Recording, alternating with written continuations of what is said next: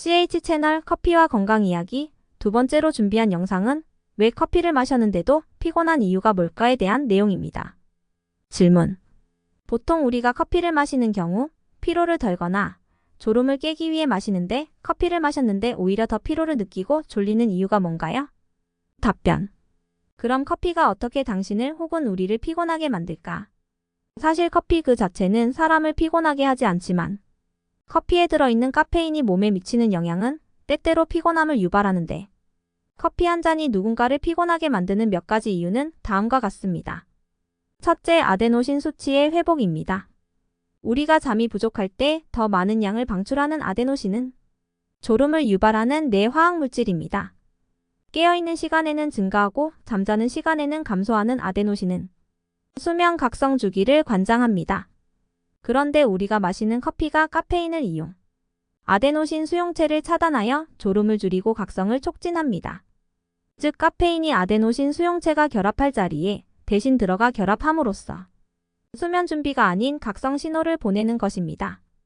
하지만 카페인 각성 효능이 사라지면 아데노신의 기능이 회복돼 졸음 신호와 함께 우리는 극도의 피곤에 빠질 수 있습니다.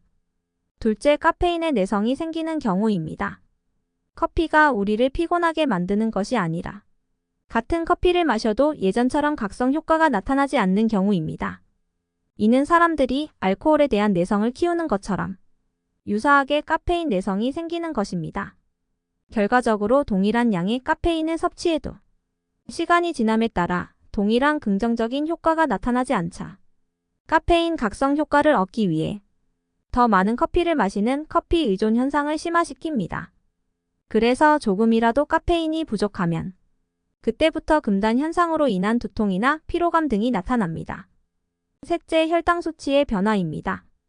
커피가 혈당치에 미치는 영향은 여전히 연구자들에게 논쟁의 대상이지만 카페인은 일시적으로 인슐린 감수성을 감소시킴으로써 혈당 수치를 높일 수 있습니다.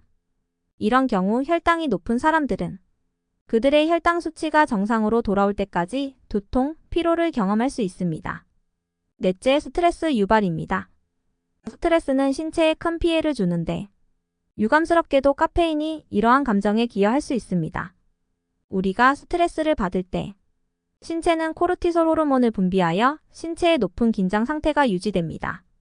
카페인을 섭취하는 것은 에피네프린과 코르티솔의 수치를 2배로 증가시킬 수 있고 이것은 심지어 일반 커피를 마시는 사람들에게도 발생하는데 이 경우 보통 커피를 마시는 사람들은 평소에도 높은 스트레스에 노출되는 상황에 놓이게 된다는 뜻입니다. 결국 카페인으로 인해 우리가 상시 높은 긴장 상태, 즉 스트레스 국면에 빠지게 된다면 이런 긴장감 혹은 이런 긴장이 풀릴 때 우리는 지치고 피곤함에 빠지게 됩니다. 다섯째, 수면 부족입니다. 어느 나라이든 대체로 그 나라 국민들 3분의 1 이상이 수면 부족에 시달립니다. 그래서 권장되는 최소 7시간이 수면 시간을 보장받지 못하는 것으로 알려지고 있습니다. 그러자 사람들은 수면 부족에 따른 피로감을 커피의 각성 기능으로 보완하기 시작했습니다.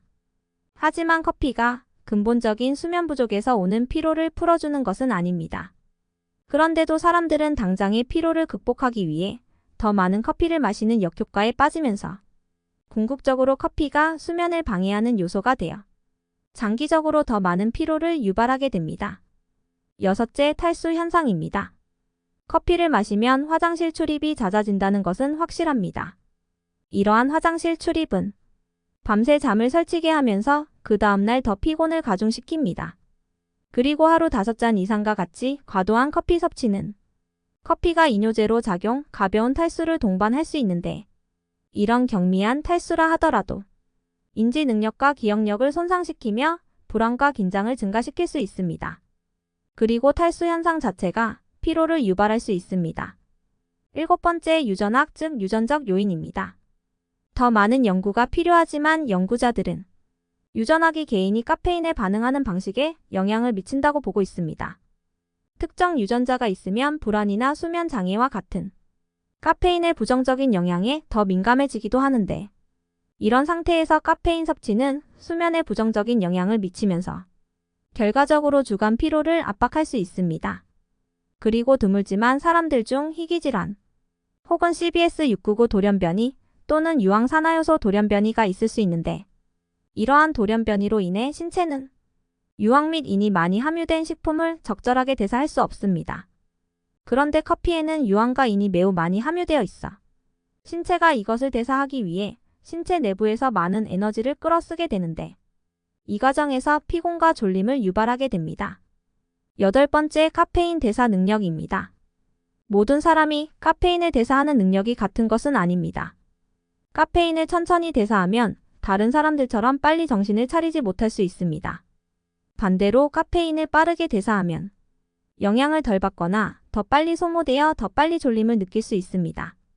여러 요인이 사람이 카페인을 얼마나 빨리 대사하는지에 영향을 미칩니다. 가령 담배를 피우면 카페인 대사가 빨라지는 반면 대조적으로 임신이나 간 질환과 같은 상태는 카페인 대사를 늦춥니다. 과로나 질병, 사건, 사고, 에너지 소모 등 여러 가지 요인으로 인해 몸 혹은 정신이 지치고 힘든 상태를 피곤이라고 합니다. 그런데 우리 주변에는 오늘도 피곤하다는 말을 달고 사는 사람들이 있습니다. 물론 그 중에는 나 자신도 끼어 있을 수 있습니다. 의학적으로 피로는 일상적 피로와 병적 피로로 구분하는데 이 중 일상적 피로는 움직임, 스트레스, 환경적 요인에 따라 자연스레 몸이 피로를 느끼는 현상입니다. 먼저 움직임이 많아지면 피로 유발 물질인 젖산이 쌓이면서 피로를 느끼게 됩니다. 과도한 스트레스는 우리 몸의 세포와 DNA를 공격하는 활성산소를 증가시켜 피로를 유발합니다. 소음, 추위, 더위 등 환경적 요인도 피로를 유발하는데 몸이 원하지 않는 외부 환경을 방어하려고 활동 에너지를 소비하게 돼 피로도가 커집니다. 이처럼 일상적 피로를 불러일으키는 움직임, 스트레스, 환경적 요인 그 외에도 우리가 일상생활에 항상 가까이 하는 술, 담배, 카페인도 피로 요인으로 꼽힙니다. 이것들은 중추신경을 억제해 수면 부족을 야기시켜 피로를 부릅니다. 질문처럼 우리가 커피를 마신 후 예상과 달리 오히려 피로를 느꼈다면 위의 여러 사항 중 어느 하나가 혹은 여러 요인이 복합적으로 작용, 내 몸에 영향을 끼쳤을 가능성이 큽니다. 이처럼 특히 요즘은 피곤 때문에 피로를 극복하기 위해 마시는 커피가 대래 피로를 부른다는 사실을 명심할 필요가 있습니다. 이상은 커피를 마셨는데도 오히려 더 피곤한 이유에 대한 질문에 대해 커피가 오히려 피로를 부르는 다양한 요인과 연결시켜 커피와 건강에 관한 모든 것 저자가 답변한 내용입니다. 끝으로 구독과 좋아요를 눌러주시는 격려는 이 채널의 큰 자산이 됨을 알려드립니다. 이번 영상도 시청해주셔서 감사합니다.